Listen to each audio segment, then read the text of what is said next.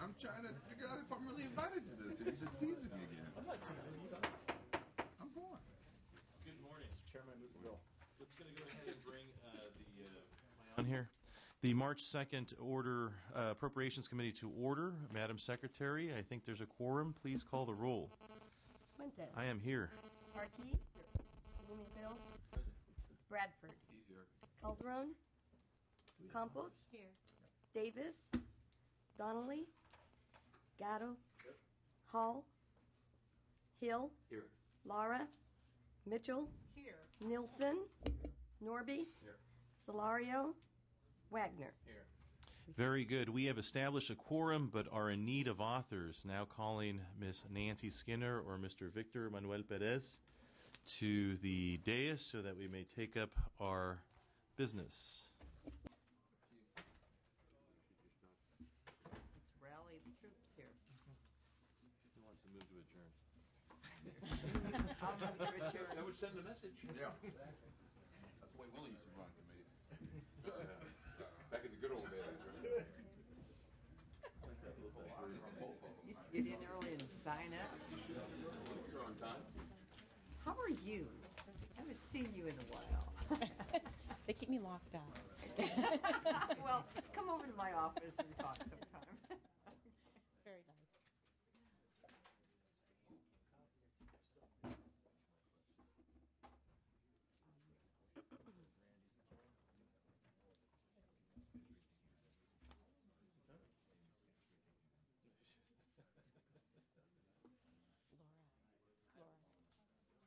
Laura Lynn.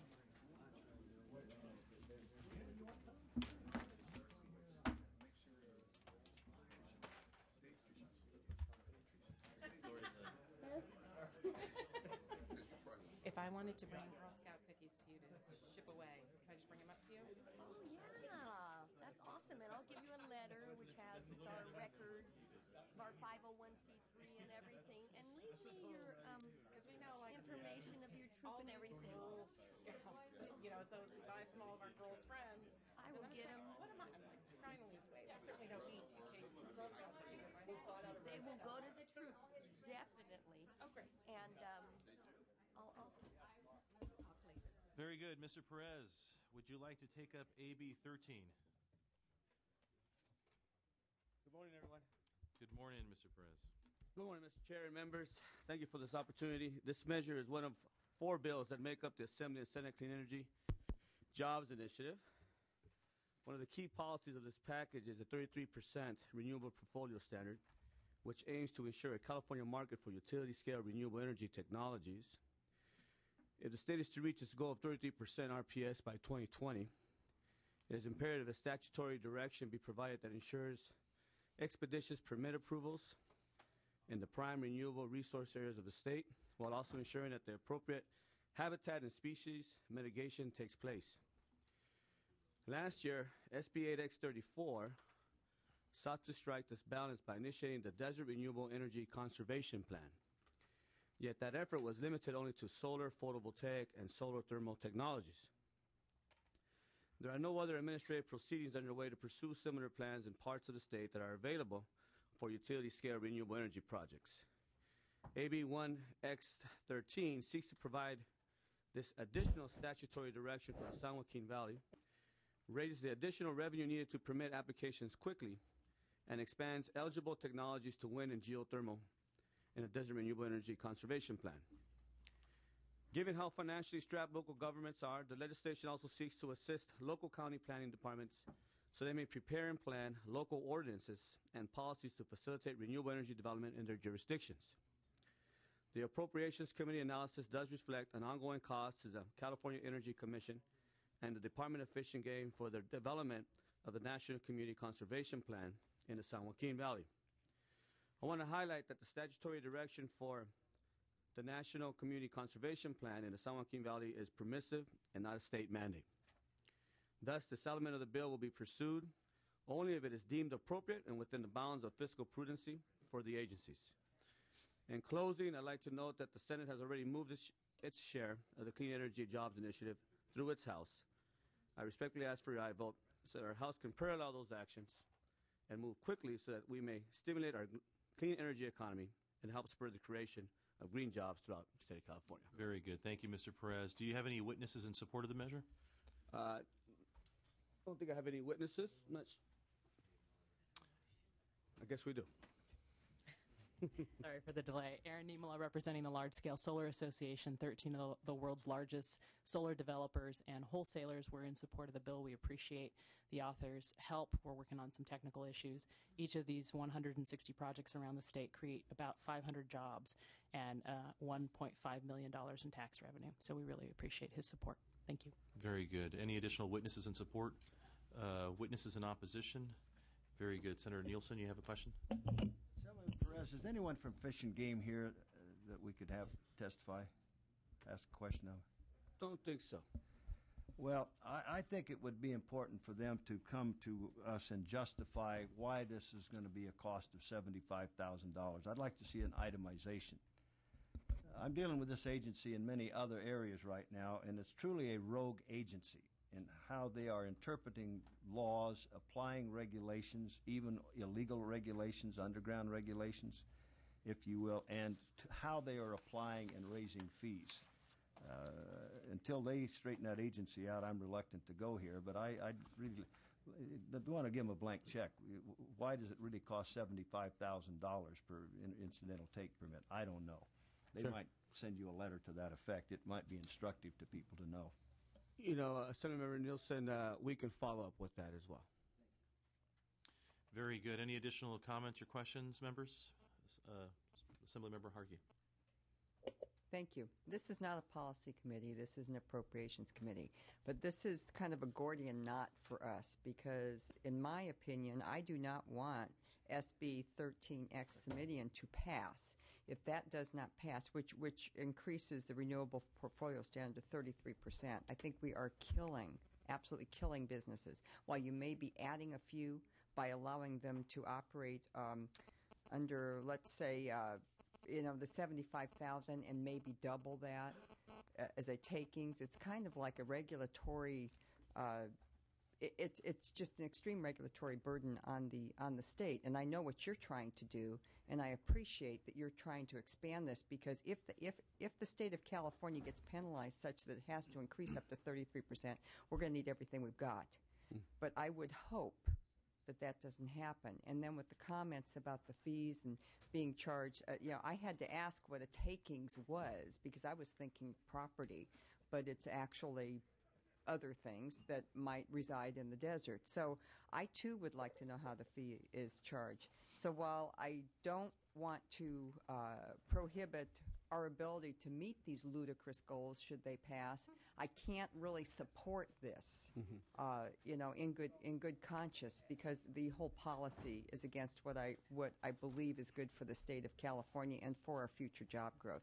But thank you for bringing it forward, and thank you very, very much for your ability to get this or to try to expand the use so that we can maybe survive under these extreme circumstances. Thank you. Appreciate your point as well, Ms. Harkey. This is one bill out of four, and ultimately, at the end of the day, what I'm trying to do here is build out renewable energy so that we can create jobs for the state of California so that we can recover as a state, and as well, ultimately, at the end of the day, fast-track design and permitting, which many renewables developers are looking towards. Quite frankly, there's a lot of folks unemployed. There's one way in which we can help. Green jobs right now are like 1% of our whole economy, and we are killing other jobs to promote this little bitty 1% that is not going to take the place of what's out there. And I know you understand. I know you do. And so I appreciate your efforts, as I said. We're also appropriating here, I think, $7 million while we're telling disabled veterans we can't afford to fund them anymore. So I do have some problems with the way the state seems to be going off on all avenues, and they're not really looking at the core issues. We need to generate revenue. We need to just stop and let people function right now because this regulatory burden is just driving businesses in your areas, too, out of across the border. Thank you. Thank you, I think, members, it's important to highlight on the analysis on page 3 that you'll see that point 6 will say that this bill is not to take an effect unless the RPS bill actually gets approved. So if there's any concerns about sort of additional fees, they wouldn't be levied unless actually the RPS bill. But the point is noted from our Vice Chair. Any additional questions or comments from the panel members? Mr. Wagner. Thank you, Mr. Chairman. And briefly, I want to explore a quick comment. Mr. Perez, I appreciate you've taken some amendments, and I think those have strengthened the bill. Nevertheless, we have in the analysis here, there are unknown costs, possibly in the tens of millions of dollars. My first question would be, at what point do we get an analysis of what those costs are, how many tens of millions of dollars? And second of all, and you can also address, you mentioned that the department would pursue this only if it's, and I think you said within the bounds of fiscal prudency.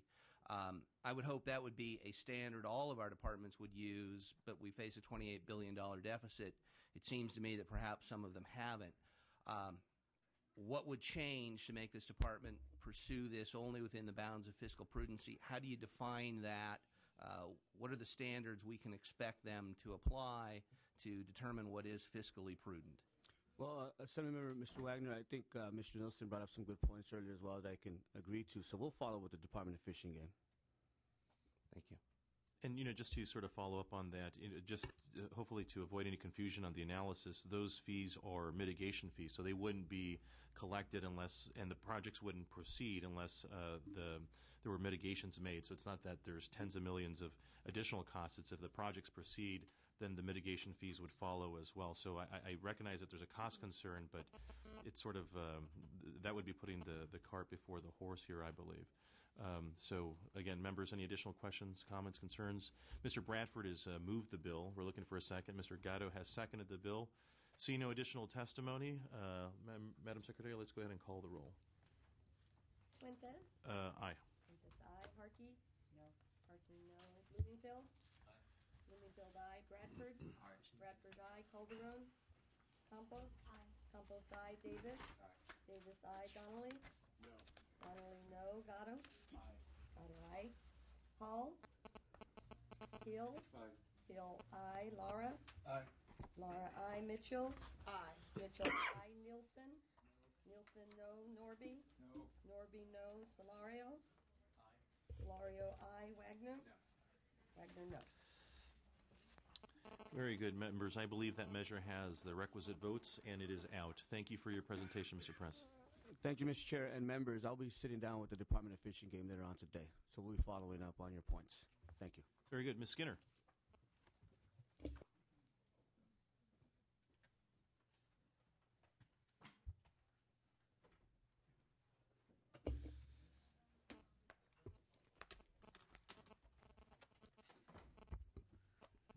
Good morning. You're presenting on AB 14.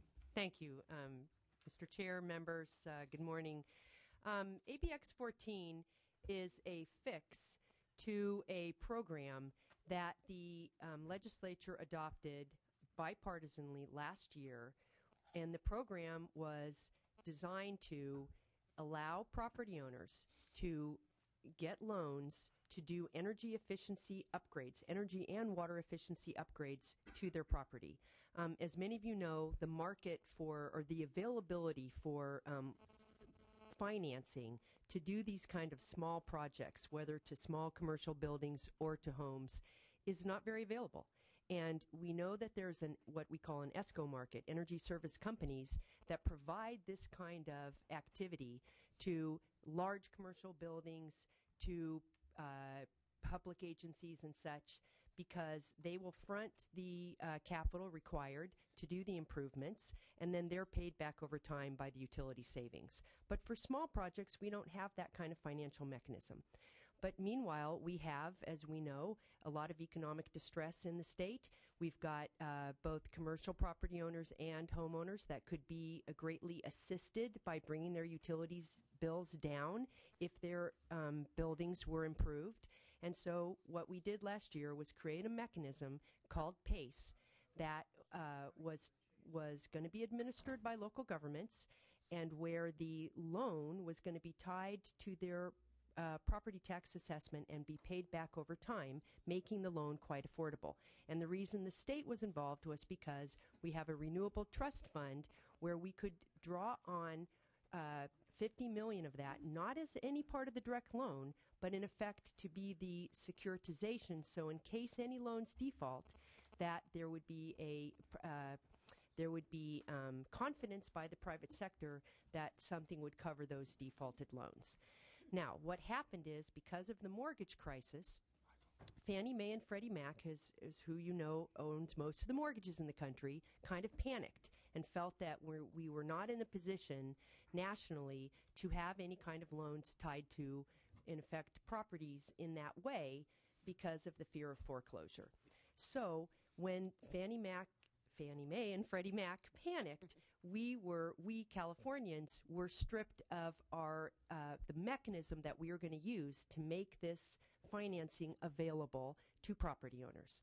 So since that happened, the Treasurer's Office, our state treasurer, has been working with private sector banks to develop a mechanism whereby we could use that same securitization, the $50 million from the Renewable Trust Fund, and yet allow still private sector banks to provide the loans with the assurance that there won't be defaults, or they won't be left hanging the bag with defaults, but to have these loans available so that this kind of improvement can move forward.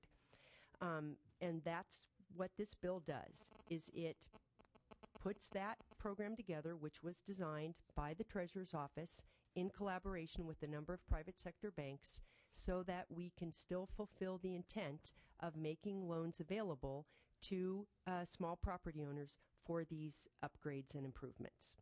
And that's what the bill does, and it's before you today, and I know there's been concern about what is the rush. The rush is that we have counties and local governments up and down the state who put infrastructures together to start moving this out, to market it to their homeowners and to some of their small commercial property owners so that they could begin to take advantage of this. And they were using some stimulus monies to help, not to directly do anything with the loans, but to help with their marketing. And there was other pots of money that were available that have just been sitting on the table and not being able to be drawn on because the Fannie Mae Freddie Mac problem. So while this particular program will not be administered directly by the local governments, we will still partner with the same local government structures that were put in place for PACE, and that marketing will still occur. That's how we can be assured that property owners up and down the state will know about it, and we can get this money into their hands and allow them to do these building upgrades. So that's the purpose of the bill. And it doesn't use any general fund monies. The appropriation is just to be able to set aside a portion of the Renewable Trust Fund to basically secure loans. If no loans default, then no funds from the Renewable Trust Fund will be drawn upon. Very good. Any witnesses in support? Diane Stanton on behalf of the State Treasurer's Office. We are in support. Very good. Additional witnesses, come on up so you may tell us your name and your affiliation, and we'll allow for very brief remarks in support. Date of birth, Social Security. Please don't listen to Mr. Calderon. Nobody ever does.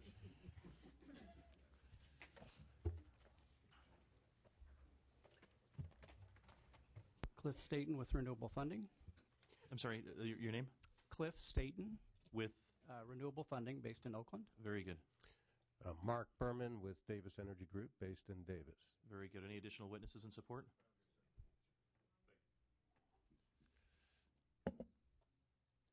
Tim Butts with the Twin Rivers Unified School District here in Sacramento. Very good. Additional witnesses? Rachel O'Brien on behalf of the Alameda County Waste Management Authority. Very good. Ms. Brownsley?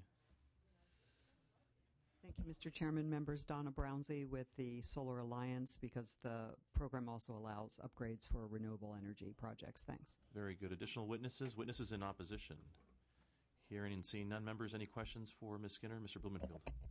Well, first I want to say that this is a really great program, and I'm really thrilled that you're moving this bill forward. I'm one of the authors of one of the underlying statutes that created one of the mechanisms having to do with water conservation, which has the potential to just dramatically increase the number of the amount of water conservation that we're doing up and down the state. The bill itself has a reference to water conservation on page 5, but it's my understanding there needs to be a few technical amendments to make sure that that is in there, and I just wanted to sort of state that for the record and get your acknowledgement that we'll move forward with those technical amendments so that we make it very clear that water conservation is covered under this. Thank you for pointing that out, Assemblymember Bloomfield. There was a drafting error where the second reference to water as being a criteria, water efficiency projects being a criteria eligible under this was inadvertently by the Ledge Council drafting dropped, so we do have to do that technical amendment, and we'll take that, I guess, on the Senate side or wherever, but yes, we will be doing that technical amendment. Very good. Any additional, Mr. Donnelly? Well, thank you, Ms. Skinner. I'm a little confused here. Are you saying that we're taking $50 million and setting it aside so that if there's defaults, then that money will then be used up to the amount of $50 million if the homeowner were to default on this loan so that we can help them save $300 or $400 on their energy bill? I'm going to allow the Treasurer's Office to answer that, as they were in the design of the program. Right. Thank you. The $50 million is from the Renewable Trust Fund account, which is currently administered by the Energy Commission. That money has already been made available and appropriated in last year's Senate Bill 77 for PACE financing. This bill simply allows that $50 million to be used for PACE financing or the Energy Upgrade Program. And as part of the Energy Upgrade Program, the $50 million will be used to help with financial assistance to make sure that the loans move forward. Some of that money could be used for loan loss guarantee, so that a very small percentage would be put up loan to loan to make sure that the homeowner and the bank can move forward with the loan so that the energy improvements can occur. Okay. But he wants to know whether it would not draw a full $50 million for that purpose. So I think that's correct. Right, but with people leveraged to the hilt right now, where they can barely even make their mortgage payments, do we really want to encourage people to borrow money to do an improvement that has questionable, well, it's certainly not going to have any positive financial impact on the state, but we're going to put $50 million at risk? It seems to me that if we're going to do something, we ought to have an energy policy where maybe we take $50 million and study whether or not we should bring some nuclear here, which is cheap and it's renewable and it's clean, and maybe we can start moving forward with an energy policy rather than moving into putting more people in hock and in debt, all for savings that are not going to be very significant over time. If I can just address this is not solely and only for homeowners. It's also for small commercial properties, and the data shows that if a building was built pre-Title 24, before our Energy Efficiency Building Code standards, that improvements that are relatively inexpensive can have a very fast payback period. So in other words, that it's not something that there is immediate savings and very dramatic savings in a whole host of areas around the HVAC system, lighting, a whole variety of things like that. So the data indicates that this type of improvement is actually very, very cost effective. And the difference between this program and the original one is that it would not be tied to someone's mortgage, so it doesn't put them in that kind of hock. If there's savings and it's such a great idea, then why doesn't the homeowner, the business owner, take the risk himself instead of sticking us with? Because usually the problem is that upfront capital, and this is basically providing for a mechanism to get that upfront capital, and we see that with what we call ESCOs in the larger. That's a standard industry practice for an ESCO to take the risk, but of course they don't want to take the risk on small projects.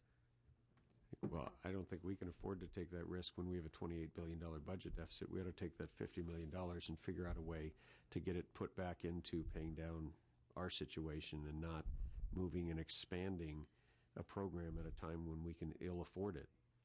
So. It's not general fund money, is it? No, it's not general fund. It's special fund money. Any additional I think questions? that's something that's going to be lost on the taxpayers. Very good. Mr. Davis. A couple of points of clarification. I know in the implementation of solar, some businesses have over the past invested in themselves. And that is the reason why, if we look at the results of where we are in terms of the implementation of solar, we do have more retail and commercial companies that do have it as opposed to residential. And so it is true that residential do need a hand up or some kind of lift. I think overall, though, when we look at this whole concept, we don't want to cut off our nose to spite our faces. And we do, even though we're in a crisis, have to chew chewing gum and walk across the street at the same time. And the reason why we do is because the implementation of this whole policy in itself will allow us to save. It will allow us to curtail our expenses. And so we can ill afford to wait until we have a lot of money to begin to implement strategies that will help us save money. So we have to do both at the same time. Great. Thank you, Mr. Davis. Any additional questions or comments from the panel? Mr. Donnelly, for a second time. So basically you're saying we have to spend more to save more? I'm saying that we have to implement strategies that will allow us to save more, both short-term as well as long-term, while at the same time having the guts to be able to do what it is we have to do to face today's realities. Very good. Any additional questions or comments for our author or the witnesses? Hearing and seeing none, I have a question for the representative from the Treasurer's Office. Can you, this is sort of it's very much analogous to the PACE program in many respects without sort of the attachment to the mortgage holder.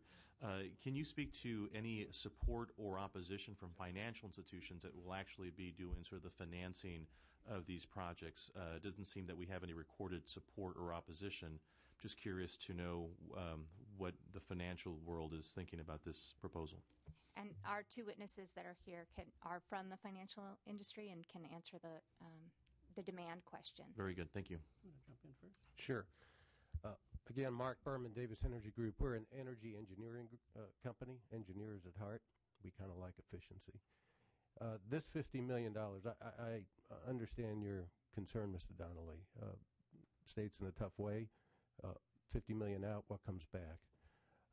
By conservative engineering estimates, I think it's $250 million, and that's just for the homeowners. The public utilities look at this peak demand that we have in the summertime when it's 105 and everybody flips on their air conditioner, and they hate it. It's the worst of the worst demand. They can't make money on it because they have peaker plants that are sitting around, and they can't use them for base load, and they use them 10 days a year. This $50 million will cut that peak demand, so they're in favor of it. And banks want to put this money out. You're absolutely right. If this is such a good deal, why don't people do it? Well, the biggest impediment to people doing this is we go up to them and say, okay, here's a basic package for $10,000 with added insulation in the attic, sealing up your ducts. And by the way, we did a study, Lawrence Berkeley National Labs, a bunch of others did a study for the California Energy Commission 10 years ago. The average duct system in California leaks 30%. That's money just going right out the window. Everybody loves to talk about how inefficient the government is. Well, they should look in their own homes first. They get their utility bills, and they're apoplectic when, in fact, there's a way to fix it. But they don't know. There's an army of resources that are ready to go to fight the problem. ERA funds, like them or not, we've got them in California. There's a whole bunch of programs, Los Angeles County, Sonoma, ABAG, Alameda. We're doing a program in Stockton, the foreclosure capital of the world. Ready to go with training and people ready to go out there and talk about these programs. And the biggest impediment that we hit over and over again is I haven't got the $10,000. What can you do in financing? Well, right now the financing is about 12, 13% and pay it back in 3 years. And that's just not acceptable. And the banks say we want to do better than that, but we've got no loan loss history. So it's a perfect public-private partnership. Get in, prime the pump, build up some history, pull back, and this industry will take off and create jobs. And they're green jobs. And I'll tell you the greenest thing about them, it's the green of the paycheck that the people that we're hiring now are going to see at the end of the day. Very good. And I think this is very informative, and there's a lot of purpose to the program, and I certainly agree with you. The economic activity that this would spur is very important. But I'm looking to hear testimony from any financial institution that will speak to the demand of this. If there isn't any present, that's okay. I just was curious, wondering out loud if we have heard from financial institutions. Yeah, we're not a bank. Renewable Funding is a company that both works with local governments to set up PACE programs as well as work with financial institutions to bring capital to these programs. And in terms of, the deal for taxpayers, it's a very good deal for taxpayers because this $50 million worth of public funding can help leverage to bring in another $150 to $200 million worth of private capital to support this program. Taxpayers also win because you're putting the money into the pockets of the contractors who do this work, who then pay their taxes back to the local and state government. So this is a win-win. Actually. It's a win for consumers because they're going to save money on their utility bills. It's a win for the workers because they're going to get new jobs out of this. And as we know, the construction industry is pretty much at a standstill. So it's the retrofit industry that has the potential to grow in California. And it's a win also for local governments. Very good. The measure has been moved by Mr. Lara. The chair will entertain a second. It's been seconded by Mr. Davis. Hearing and seeing no additional questions or comments from the panel, would you like to close on this measure, Ms. Skinner? I appreciate your support, Uriah. Very good. Well, this measure will require a two-thirds vote on the floor. I'll remind the members that, and the chair recommends an aye. Madam Secretary, please call the roll. Fuentes? Aye. Fuentes, aye. Harkey? We were supposed to do a B-roll call. Okay, we can do a B-roll call. B-roll call. Very good. Measures out on a B-roll call. B-roll call. Very good. Great. Having no additional business, members, we are adjourned. We'll leave the record open, the roll open for about 5 minutes for absent members if they'd like to sign on to today's measures. Thank you.